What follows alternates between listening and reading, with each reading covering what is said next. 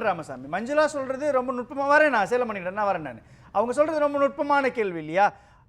ஒரு கோவிலுடைய நிதி எடுத்து நீங்க எப்படி கல்வி நிறுவனங்களுக்கு ஒதுக்குறீங்க?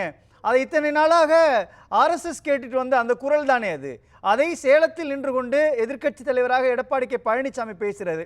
அதுவும் குறிப்பா அவர் பேர் உட்பட சொல்றாரு, கொளத்தூர்ல கட்டின அந்த கபாலீஸ்வரர் கல்லூரிக்கான நிதி எங்க இருந்து எடுத்தீங்க அப்படின்றதுலாம் இது ஆர்எஸ்எஸ் உடைய குரல் தானே. அதை ஒரு திராவிட கட்சியில் இருக்கக்கூடிய ஒருத்தர் பேசலாமா?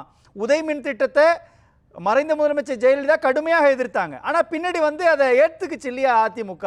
இந்த நிலைப்பாடு மாற்றம் தானே ஆர்எஸ்எஸ் இயக்குதுன்ற சந்தேகத்தை உருவாக்குறாங்க.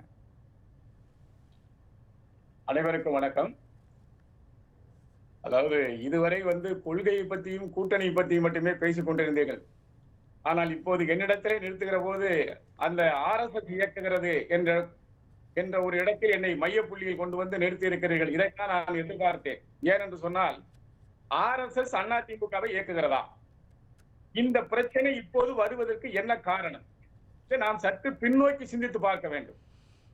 ஏனென்றால் என்றைக்கு அண்ணா திராவிட முன்னேற்ற கழகம் பாரதிய ஜனதா கட்சி கூட்டணி அமைந்ததோ அந்த காலத்திலிருந்து அன்றைய நிலையிலிருந்து இந்த கூட்டணியை பொறுத்துக் கொள்ள முடியாத திராவிட முன்னேற்ற கழகம் அதன் கூட்டணி கட்சிகளும் இந்த கூட்டணியை பிரிப்பதற்கு என்ன வேலை என்பதை தொடர்ந்து செய்து கொண்டிருக்கிறார்கள். அந்த பொறுப்பை, அந்த நாரதர் வேலையை திருமாவளவனிடம் ஒப்படைத்திருக்கிறார்கள் என்று நான் கருதுகிறேன். அதனால்தான் அவர் முதலில் இந்த கூட்டணியை உடைப்பதற்கு என்ன செய்யலாம் என்று எண்ணுகிற போது அதிமுகவின் நிறுவன தலைவர் புரட்சி தலைவர் மீது குற்றங்களை வைத்தார். புரட்சி தலைவர் பார்ப்பனர்களை உள்ளே கொண்டு வந்தார் என்று பேசினார். புரட்சி தலைவர் லஞ்சம் வாங்கினார் என்று சொன்னார். எஸ்கேஎல் கமிஷன் அவர் மீது போடப்பட்டிருக்கிறது என்று சொன்னார். நான் திருமாவளவனுக்கு பணிவோடு கேட்கிறேன், நீங்கள் நேர்மையான ஒரு அரசியல்வாதியாக இருந்தால், உண்மையான அரசியல்வாதியாக இருந்தால், நீங்கள் அந்த எஸ்கேஎல் கமிஷன் என்றால் என்ன, அது எந்த ஆண்டு போடப்பட்டது, எதற்காக போடப்பட்டது, அதிலே வந்தவர்கள் யார், கலந்து கொண்டவர்கள் யார், அதிலே சாட்சி சொல்லியவர்கள் யார், என்ன குற்றச்சாட்டு, இவற்றை எல்லாம் நீங்கள் அந்த அறிக்கையை வெளியிட வேண்டும். இல்லாத ஒன்றை இப்படி நாட்டு மக்களுக்கு பொய் சொல்வதை, நீங்கள் ஒரு பொய்யை மெருகேற்றி அதை உண்மையை போல் சொல்லுகிற வேலையை திருமாவளவன் தொடர்ந்து செய்து கொண்டிருந்தார். ஆனால் அந்த நேரத்தில் அவருக்கு அதிகமான எதிர்ப்பு கிளம்பிய காரணத்தால், புரட்சி தலைவரை பற்றி பேசுகிற போது நாடே கொதித்தெளிந்த காரணத்தால் அவர் அதை மௌனமாக கடந்து விட்டு இப்போது ஆர்எஸ்எஸ் பிடித்திருக்கிறார். ஆர்எஸ்எஸ் சொல்லி அதிமுக கூட்டணியை உடைத்து விடலாமா என்பதுதான் அவருடைய திட்டம். ஆர்எஸ்எஸ் என்பது என்ன? ஆர்எஸ்எஸ் என்பது இந்துக்களை ஒற்றுமைப்படுத்துவது, இந்துக்களை பலப்படுத்துவது, இந்துனுடைய கலாச்சாரங்களை, இந்துக்களுடைய பண்பாட்டுகளை வளர்ப்பது. இந்த அடிப்படை நோக்கத்திற்காகத்தான் ஆர்எஸ்எஸ் ஆரம்பிக்கப்பட்டிருக்கிறது 1925 அது எப்படி செயல்படுகிறது என்பதை பற்றி நான் பிறகு சொல்கிறேன். ஆனால் அது ஓரளவுக்கு ஒரு மதத்தை சொன்னாலும் கண்ணியத்தை சொல்லுகிறது. அந்த கண்ணியத்தின் அடிப்படையில் தான் அண்ணா அவர்கள் எங்களை இயக்க முடியாது. ஏனென்றால் நாங்கள் அண்ணாவின் கொள்கைகளையும் அண்ணாவின் தத்துவங்களையும் ஏற்றுக்கொண்டவர்கள். கடமை, கண்ணியம், கட்டுப்பாடு என்ற கோப்பை எங்களுக்கு அண்ணா கற்றுக் கொடுத்திருக்கிறார். காலத்தால் அழியாத இல்ல முடிமன் ராமசாமி, அங்கதான் டாக்டர் மஞ்சுளா சொல்லக்கூடிய ஒரு புள்ளி இருக்கு இல்லையா? இந்து சமய அறநிலை அந்த சொத்துக்களை, அந்த பணத்தை எடுத்து ஏன் நீங்க கல்லூரிக்கு செலவழிச்சிங்க, இது பக்காவான ஆர்எஸ்எஸ் இந்துத்துவாவினுடைய குரல்ன்றாங்கல்ல. இத்தனை நாளாக அதே நிதி என்பது அதிமுக ஆட்சி காலத்திலும் செலவு செய்யப்பட்டிருக்கு இல்லையா? எடப்பாடி கே பழனிசாமி முதலமைச்சராக இருந்த காலத்தில் தேனியில ஒரு கல்லூரி அப்படி தொடங்கப்பட்டிருக்கிறது. மறைந்த முதலமைச்சர் ஜெயலலிதா இருந்த பொழுதும் அதே நிதி செலவு செய்யப்பட்டிருக்கு இல்லையா? அப்பொழுதெல்லாம் கேட்காத அதிமுக இப்ப கேட்குதுன்னா அங்கதானே ஒரு டைவர்ஷன் நடந்திருக்குது, அங்கதானே ஒரு மாற்று சிந்தனை உருவாகி இருக்குன்றாங்க. ஆர்எஸ்எஸ் எங்க வருது? இதுல எதுக்காக ஆர்எஸ்எஸ் வருது சார்? ஆர்எஸ்எஸ் கொள்கைக்கு இதுக்கு எங்களுக்கு என்ன சம்பந்தம் இருக்கு? நீங்க தேவையில்லாமல் ஆர்எஸ்எஸ் எழுக்கிறீங்க. அண்ணா திமுக திமுக வெர்சஸ் என்ற முறையிலே கேள்வி கேட்கிறது. சரி, நான் இப்படியே கேட்கிறேனே, இப்ப இந்து சமய அறநிலைத்துறையினுடைய பணத்தை எடுத்து கொளத்தூர்ல கபாலீஸ்வரர் கல்லூரி கட்டினாங்க அப்படின்னு எந்த அடிப்படையில சொல்றாரு? அது அதிமுக திமுகன்னா அதிமுகவும் ஒரு கல்லூரி கட்டியிருக்கு இல்லையா தேனியில? அப்போ அந்த இடத்துல அதிமுக திமுக இல்லையே சார். அதிமுக திமுக இந்த அடிப்படையில் தான் சார் சொல்லப்பட்டிருக்கு. அது நீங்க எதுக்காக அது ஆர்எஸ்எஸ் கொண்டு வரீங்கிறத எங்களுடைய கேள்வி. நீங்க அந்த சப்ஜெக்ட் தனியா நம்ம பேசலாம். ஆர்எஸ்எஸ் எதுக்காக கொண்டு வரீங்க அதுதான் கேள்வி. நீங்க அதிமுக செய்வதை திமுக குறை சொல்கிறது, திமுக செய்வதை அதிமுக குறை சொல்கிறது. அந்த புள்ளியில் நீங்கள் நிறுத்தாமல் எதற்காக நீங்கள் ஆர்எஸ்எஸ் என்ற ஒன்றை அங்கே கொண்டு வருகிறீர்கள் என்பதுதான் என்னுடைய கேள்வி. நீங்கள் யார்? நீங்கள் ஆர்எஸ்எஸ் பற்றி பேசுகிற நீங்கள் ஆர்எஸ்எஸ் தவறான கொள்கைகளை இந்த நாட்டுக்கு உபதேசிக்கிறது என்று சொல்கிற திருமாவளவன் என்ன சொன்னார்? அவருடைய கொள்கை என்ன? அவருடைய கொள்கை என்ன? அத்துமீறு அடங்க மறு, அத்துமீறு அடங்க மறு, திமிரி ஏழு திருப்பி அடி. இதுதான் உலகத்திலேயே இப்படி ஒரு தலைவன், ஒப்பற்ற தலைவன் சொன்ன கொள்கை, இப்படி ஒரு கொள்கை சொன்ன தலைவனை நான் பார்த்ததே கிடையாது. அவ்வளவு அருமையான கொள்கையை சொல்லி இருக்க திருமாவளவன் தான் சொல்லுகிறார் ஆர்எஸ்எஸ் இயக்குகிறது என்று. ஆர்எஸ்எஸ்க்கும் எங்களுக்கும் என்ன சம்பந்தம் இருக்கிறது? நாங்கள் அண்ணாவின் கொள்கை நடப்பவர்கள். நான் கேட்கிறேன், எந்த அடிப்படையில அதிமுக பாஜக கூட்டணி உறவு உறுதியாச்சு சொல்லுங்களேன் முடிமன்ற ராமசாமி. அதிமுக சார், கூட்டணி என்பது முதல்ல நீங்க ஒண்ணு தெரிஞ்சுக்கோங்க. கூட்டணி என்பது இவர்களுக்கு புரியாமலே பேசுகிறார். கூட்டணி என்பது எந்த கொள்கையின் அடிப்படையிலும் அமைவது அல்ல. கூட்டணி என்பது தேர்தல் வெற்றியின் அடிப்படையில் மட்டும்தான். தேர்தல் வெற்றி அடிப்படையில் தானே. ஒரே நிமிஷம் இருங்களேன். 2011 சட்டமன்ற தேர்தலில் தமிழ்நாட்டை பொறுத்தவரை வலுவான கட்சி அதிமுக. 2014 நாடாளுமன்ற தேர்தலில் வலுவான கட்சியாக அதிமுக தான் இருந்தது. அதிக இடங்களான எம்பிக்களை அதிமுக தான் வாங்குச்சு. ஆனால் மறைந்த முதலமைச்சர் ஜெயலலிதா 2016 இறந்ததுக்கு பிறகு 2017 அதிமுக பாஜக கூட்டணி தொடர்கிறது என்றால் எந்த அடிப்படையில் அந்த கூட்டணி கட்டமைக்கப்பட்டுச்சு? அதிமுக வெற்றி சார், தேர்தல் கூட்டணி என்பது தேர்தலுக்காக அமைக்கப்படுது சார். அதுதான் எனக்கு கேட்கிறேன். நீங்க சொன்னீங்க இல்லையா வெற்றிக்காக தானே ஒரு கூட்டணின்னா, 2016 வரை அதிமுக, இப்பொழுது வரை அதிமுக தானே வலுவான கட்சி. பாஜகவை நம்பி அவங்க கூட்டணி வைக்கணும்ன்ற அவசியம் இல்லைல்ல. அப்படி இருக்கிறப்ப ஏன் பாஜகவோடு அவர்கள் கூட்டணி வைத்தார்கள்? குறைந்தபட்ச செயல் திட்டத்தோடு அந்த கூட்டணி உருவாக்கப்பட்டதா? சார் அப்படி கிடையாது சார். அதுக்கு சேலமணிகன் அழகா சொல்லிட்டாரு. கூட்டணி குறைந்தபட்ச செயல் திட்டம் கூட்டணி இப்ப முடிவாயிருக்கு, இன்னும் இறுதி ஆகல, அதுக்கு பிறகு நாங்க அதை பண்ணிக்கிடுவோம் சொல்லியிருக்கிறாரு. அது சரியான விளக்கம் தான் நான் நினைக்கிறேன் சார். ஜெயலலிதா அம்மா 99 கூட்டணி இல்லை, இனிமேல் பிஜேபியோடு எந்த காலகட்டத்திலும் நான் கூட்டணி வைக்க மாட்டேன் என்று சொன்னார்கள். 2004 கூட்டணி வைத்தார்கள். எல்லாரும் சொல்லிட்டு இருக்காங்க லேடியா மோடியான்னு கேட்டாங்க, லேடியா மோடியான்னு கேட்டாங்க. ஏங்க 98 சொல்லிட்டு 2004 கூட்டணி வச்சாங்க. தேர்தல் வெற்றி தாங்க முக்கியம். அன்னைக்கு எந்த கட்சி கிடைக்குதோ அந்த கட்சி கூட கூட்டணி வச்சுக்கிடுவாங்க. இது ஒரு பெரிய மேட்டரே கிடையாது. தேர்தல் முடிஞ்சவனா கையை கழுவிட்டு போறாங்க, அவ்வளவுதான். தேன் நிலவு முடிஞ்சது, நீங்க போய்கிட்டே இருக்கலாம் அப்படின்னு சொல்லி. இது ஒரு தேன் நிலவு போறதுதான்.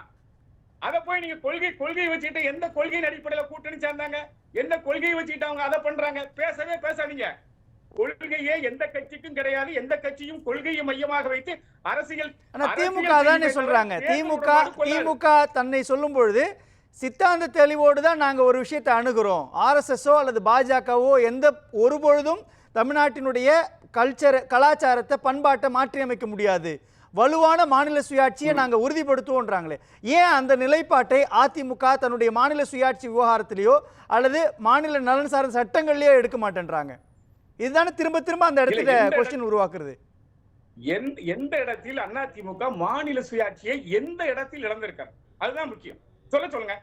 நான் எந்த எப்பேற்பட்ட தலைவர் வேணாலும் பேசட்டும், நான் அவங்க கூட விவாதத்துக்கு தயாரா இருக்கிறேன். இந்த இடத்தில் மாநில சுயாட்சியை அதிமுக இழந்து விட்டது சொல்லுங்க. உதய் மின் திட்டத்தை எடுத்துக்கோங்களேன், ஜிஎஸ்டி எடுத்துக்கோங்களேன்.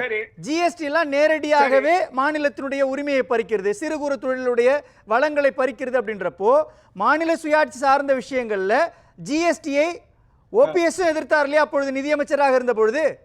அதையே ஏத்துக்கிட்டது அதிமுக. அதை திமுக மீட்டு எடுத்துக்கலாம்ல. மாநில சுயாட்சி அதிமுக இழந்துட்டு திமுக மீட்டு எடுத்துக்கலாமே. ஒரு குறைந்தபட்ச செயல் திட்டத்தை உருவாக்கிக்கலாமா நீங்க அதுல? சார் ஒரு ஒன்றை கொண்டு வரைக்கும் சார் இவங்க எல்லாம் சொல்றது சார். தமிழ்நாட்டுல மேலவை ஒழிக்கப்பட்டது. நாங்கள் ஆட்சிக்கு வந்தால் மேலவையை கொண்டு வருவோம் என்று கருணாநிதி 2006 சொன்னார். தீர்மானங்கள் நிறைவேற்றினார். அன்னைக்கு மத்திய அரசிலும் அவருடைய ஆதரவை பெற்ற ஆட்சி தான் அன்னைக்கு இருந்துச்சு. அன்னைக்கு அவரால் கொண்டு வர முடிஞ்சதா? ஏன் கொண்டு வர முடியல? இன்னைக்கு வரைக்கும் கொண்டு வர முடியல. ஏன் சார்? சில விஷயங்களை மத்திய அரசு செய்கிற போது அதை மாநில அரசும் ஒண்ணும் செய்ய முடியாது, மத்திய அரசும் ஒண்ணும் செய்ய முடியாது, மாநில அரசுகள் ஒண்ணும் செய்ய முடியாது. அண்ணா திமுக எதை இழந்து திமுக பெற்றுக் கொடுத்திருக்கிறது அதை சொல்லுங்க. அது காவிரி உரிமையாக இருக்கட்டும், எந்த உரிமையாக இருக்கட்டும், நாங்கள் தான் பெற்றுக் கொடுத்தோம். அண்ணா திமுக இதுல இழந்தது, நாங்கள் பெற்றுக் கொடுத்தோம் என்று ஒரு ஒன்றை சொல்லுங்கள். மஞ்சுளா, நாங்கள் அதுக்கு நீங்க தான் பதில் சொல்லணும். அவர் வெளிப்படையா சொல்றாரு, காவிரியில தமிழ்நாட்டினுடைய உரிமையை பறி கொடுத்திருக்கோமா, முல்லை பெரியார் அணை விவகாரத்துல பறி கொடுத்திருக்கிறோமா, எதுலயுமே எனக்கு செய்யல இல்லையா, அப்புறம் அப்படி இருக்கிற எங்களை பார்த்து நீங்க எப்படி சொல்றீங்க அப்படின்றாரு. சரி, அது மட்டுமே தான் உரிமைக்கான குரலா? வேற மத்த எதுவுமே இப்போ நீங்க சொன்ன உதயில இருந்து இதெல்லாம் வந்துட்டு இந்த மாநிலத்துக்கான குரல் கிடையாதா? சார் சார் மரியா சார் ஒரே ஒன்று இப்ப சொல்லுங்க, பேசுங்க. நல்ல கேள்வி மரியா சார். பேசுங்க முடிமன் ராமசன். அதாவது அது ஒண்ணு மட்டும் தான் கொள்கையான்னு கேட்டாங்க. ரொம்ப சரியான இடத்துல கொண்டு வந்து நிறுத்திருக்காங்க. நானும் அதுதான் கேட்கிறேன். பாஜகவை எதிர்ப்பது மட்டும்தானே இந்த கூட்டணி கட்சிகளுக்கு, திமுக கூட்டணி கட்சிக்கு ஒரே கொள்கை மட்டும்தான் இருக்கா? மற்ற கொள்கைகள் எல்லாம் அவங்க உடன்பட்டிருக்காங்களா? இந்த ஒரு கொள்கையில மட்டும் தான் அவங்க உடன்படுறாங்க. மற்ற கொள்கை அவங்களுக்குள்ள வேறுபட்டு இருக்குல்ல. ஏன் இந்த ஒரு கொள்கை? நாங்கள் பிஜேபி விட மாட்டோம், நாங்கள் ஆர்எஸ்எஸ் அனுமதிக்க மாட்டோம், நாங்கள் இந்துத்துவத்துக்கு எதிராக இருப்போம். ஒன்ன தவிர அவங்களுக்கு வேற என்ன கொள்கை இருக்கு? பேசலாம் முடிமன்ற. அவர் கேட்கிற லாஜிக் இருக்கு இல்லையா? இப்போ வராங்க முடிமன்ற அவசரம் என்ன வராங்க. அவர் சொல்றதுல லாஜிக் இருக்கு இல்லையா? நீட் விவகாரத்துல காங்கிரஸ் கட்சியினுடைய நிலைப்பாடோ திமுகவுடைய நிலைப்பாடு ஒன்னா இல்ல. பொருளாதாரத்தில் உயர்ந்தவர்களுக்கான இடஒதுக்கீடு விவகாரத்துல இடதுசாரிகளுக்கும் திமுகவுக்கும் ஒன்னான கொள்கை கிடையாது அப்படின்றப்போ ஏன் பாஜக எதிர்ப்புன்ற புள்ளியில அதிமுகவுக்கு மட்டும் அந்த நிர்பந்தத்தை உருவாக்குறீங்கன்ற? சரி, ஒரு கூட்டணியில கட்சிகள்லாம் வந்து இணைஞ்சிருக்கு. அதுக்கு அந்த மாதிரி இணையறதுக்கு ஏதாவது ஒரு அடிப்படை காரணம் இருக்கும். வெறுமனே பாஜக எதிர்ப்பு அப்படின்றது கிடையாது. அந்த பாஜக என்ன செய்யுது? ஏன்னா பாஜகவோட திமுகவும் ஒரு தடவை வந்து கூட்டணி அமைச்சிருக்கு. ஏன் அமைச்சுது? இப்போ ஏன் வந்து எதிர்க்குது அப்படின்னு சொன்னா, இப்போ பாசிசத்தை வந்து ரொம்ப வலுவாக பேசிட்டு இருக்கிறாங்க. இன்னைக்கு சிறுபான்மையினுடைய நிலைமை இந்த தாய் திரு நாட்டுல என்னவா இருக்கு? ரொம்ப பதட்டமா இருக்கு இல்லையா? இப்போ பீகார்ல நான் அதுக்குள்ளெல்லாம் போகல. நான் கேட்கறது என்னன்னா, எக்கனாமிக்கல் வீக் செஷனுக்கான இடஒதுக்கீட்டு விவகாரத்துல இடதுசாரிகள் திமுகவினுடைய நிலைப்பாட்டுக்கு எதிராக தானே இருக்கிறாங்க. நீட் விவகாரத்துல திமுகவினுடைய நிலைப்பாட்டுக்கு எதிராகத்தானே காங்கிரஸும் இருக்குது. அப்போ காங்கிரஸ் கட்சியோ அல்லது இடதுசாரிகளோ ஆட்சிக்கு வந்தா மத்திய அரசு சொல்லக்கூடிய அந்த அடிப்படையில் தானே அவங்க ஆட்சி செய்வாங்க. அதை மத்திய அரசு தானே பார்க்கணும். நீங்க ஏன் பாஜகன்னு பாக்குறீங்கன்றார். பாஜகவுக்கோ இடதுசாரிகளுக்கோ அல்லது கம்யூனிஸ்டுகளுக்கோ காங்கிரஸுக்கோ இதுல எந்த விதமான வேறுபாடும் இல்ல. ஏன் மாநில கட்சி அதிமுகவுக்கு மட்டும் அந்த ஸ்கேல வைக்கிறீங்க? ஓகே, இன்னைக்கு காங்கிரஸினுடைய நிலைப்பாடு என்ன நீட்டை பத்தி? இப்போ வந்துட்டு நீட்டை பத்தி காங்கிரஸ் வந்து என்ன சொல்லுது அப்படின்னா, அந்தந்த மாநிலத்தினுடைய அவங்களுடைய ஒப்புதலுக்காக நான் விட்டுடுறேன். அவங்க வந்து தேவைன்னு நினைச்சுக்கிட்டாங்கன்னா எடுத்துக்கிட்டோம், தேவை இல்லை அப்படின்னு நினைச்சுக்கிட்டாங்கன்னா விட்டுட்டோம் அப்படின்னு இன்னைக்கு வந்து ஒரு இடத்துக்கு காங்கிரஸ் வந்திருக்கு இல்லையா? அந்த மாதிரி இவங்க வந்திருக்கிறாங்களா? அடுத்தது வந்து இப்போ நீங்க பொது உடைமை கட்சிகள்லாம் சொல்றீங்க. இப்போ பொது உடைமை கட்சிகள் வந்து சாம்சங் தொழிலாளர் பிரச்சனை அப்படின்னு சொல்லும்போது போராட்ட களத்துல இறங்கினாங்க. அப்போ அவங்க வந்துட்டு எங்க இருக்கிறாங்க அப்படின்னு சொன்னா திமுகவினுடைய கூட்டணியில தான் இருக்கிறாங்க. ஒரு கருத்து முரண் என்பது ரொம்ப சாதாரணம். ஆனா அதை தாண்டி அதை வந்து அவங்க எப்படி வென்றெடுக்கிறாங்க? இப்போ விசிகாவினுடைய தலைவர் தொல் திருமாவளவன் அவர்கள் மது ஒழிப்பு மாநாடு அப்படின்றத மகளிர் மாநாடாக மாற்றி அவர் வந்து நடத்துறார். அப்பவும் அவர் வந்துட்டு கூட்டணியில தான் இருக்கார். அந்த கூட்டணியில இருந்துகிட்டே அந்த கூட்டணியில வந்து ஒரு நெருக்கடியை கொடுக்கிறார். இது வந்து சரியானது கிடையாது அப்படின்னு பேசக்கூடிய ஒரு குரல் வந்து வேணும் இல்லையா? அந்த குரல் தான் இந்த ஜனநாயகத்தினுடைய ஒரு குரல். அந்த இடத்துல தான் ஒரு சந்தேகம் வருது. ஸ்டெர்லைட் விவகாரத்தில் அதிமுக தமிழ்நாட்டினுடைய உரிமையை பறிச்சிருச்சு அப்படின்னு பேசும்பொழுது பரந்தூர்ல என்ன பண்ணுது திமுக அப்படின்ற வருது. பசுமை வழிச்சாலை திட்டத்தை அதிமுக ஆதரித்து விவசாயிகளுக்கு விரோதமான செயலில் ஈடுபடுதுன்னா திருவண்ணாமலையில சிப்காட் விவகாரத்தில் திமுக என்ன பண்ணுது அப்படின்றது இருக்கு இல்லையா?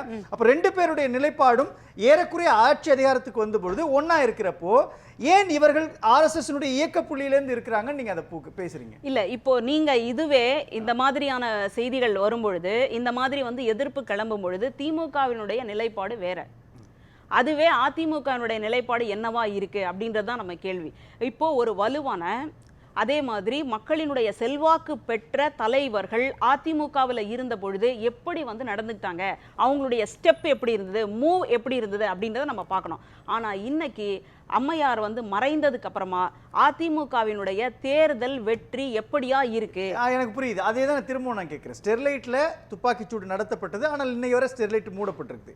பசுமை வழிச்சாலை திட்டத்தில் மக்கள் கொதித்தெழுந்தாங்க, போராட்டம் நடத்தினாங்க.